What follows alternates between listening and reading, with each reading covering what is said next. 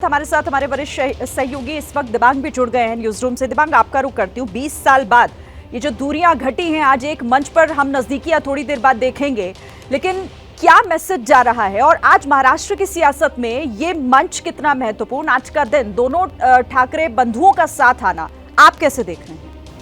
देखिए, मेरे ख्याल से सही बता रहे हैं गणेश कि एक तरीके से बहुत बड़ा बदलाव आप देख सकते हैं महाराष्ट्र की राजनीति में। और एक बड़ी बात ये भी है कि जो प्राइड की, मराठी गौरव की इन लोग बात करते हैं, मराठी मानुष के बारे में बात करते हैं, उसको एक बड़ी जीत मिली है जिस तरह की ये भाषा। तो एक उसका जो ओकेजन है, जो मौका है, वो भी काफ़ी बड़ा है यहाँ पर कि उन्होंने जिस तरह से सरकार ने कहा कि हिंदी अनिवार्य होगी, उसको वापस लिया आदेश को। तो एक बड़ी जीत के तौर पर, एक बड़े मौके पर इन लोग दोनों एक साथ सामने आए हैं। ये क्योंकि कयास तो लग ही रहे थे काफ़ी दिनों से कि कब इन लोग आएंगे, तो ये एक बहुत अच्छा मौका भी है। अब ये जो गणेश बात कर रहे हैं कि भाई इन लोग सीटों के बंटवारे पर कैसे रहेंगे, एक बड़ी चीज़ होती है, वक्त बहुत कुछ सिखाता है आपको। 20 साल का वक्फा बहुत लंबा होता है, 2 दशक की बात है। उसमें आप सत्ता में आए, सत्ता में गए। मैं उद्धव ठाकरे की बात कर रहा हूँ। राज ठाकरे लगातार कोशिश करते रहे, लेकिन उन्हें सीट जीतने में, जितना शुरुआत में जीतते थे, लगातार वो सीटें कम होती चली गई। अब वक्त के साथ साथ दोनों सीख गए होंगे, काफ़ी कुछ सीख गए होंगे। और मुझे लगता है कि जिस तरह की ऐंठन, जिस तरह की अकड़ शुरुआत में रही होगी, या जिस तरह का लड़ाई शुरुआत में होगी सीटों के लिए, वो मुझे लगता है कि कितने भी हों अपनी बात मानने वाले, मनवाने वाले, लेकिन एक वक्त के साथ साथ आपको रियलाइजेशन होता है, आपको समझ बढ़ती है, आपको समझ में आता है कि ज़मीनी सच्चाई क्या है, मैं कहाँ पर हूँ। मुझे लगता है कि वो यहाँ दिखाई देना चाहिए। मैंने राज ठाकरे के बहुत सारे इंटरव्यू किए हैं और मैंने पाया है, मैंने बहुत बार उनको कहा भी इंटरव्यू में कि अब आप वो राज ठाकरे नहीं रहे जो शुरुआत में हुआ करते थे।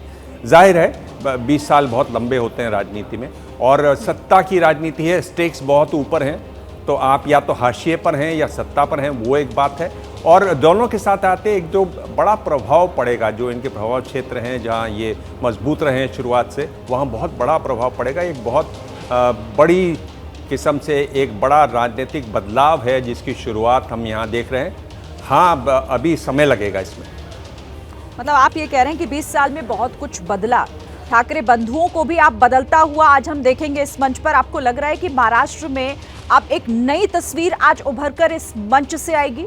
दिबांग, बिल्कुल, मुझे लगता है कि एक नई तरह की बात यहाँ दिखाई देगी, क्योंकि जिस तरह से आप देखिए राज ठाकरे को इन्होंने किराना किया, राज ठाकरे हाशिए पर रहे, राज ठाकरे लगातार कोशिश करते रहे, उसके बावजूद जितनी सफलता उनके मन में थी, कम से कम हो जाए उतनी सफलता वो भी उनको नहीं मिल रही थी।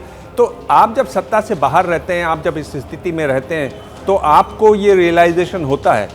और कम से कम जब तक ये सत्ता में आते नहीं हैं, तब तक तो ये रियलाइजेशन रहेगा, ये आभास रहेगा। और फिर क्या होता है, एक ख़ास उम्र के बाद जब आपका बेटा बढ़ रहा हो, फिर आप अपनी बेटी की ज़्यादा सोचने लग जाते हैं, बेटी की ज़्यादा परवाह करने लग जाते हैं। ज़रूर आपके अंदर वो धमक रहती है, वो बात रहती है, लेकिन उम्र बहुत कुछ सिखा देती है शिरीन। और मैं उम्र का तकाजा मुझे भी है, इसलिए मैं बता रहा हूँ आपको।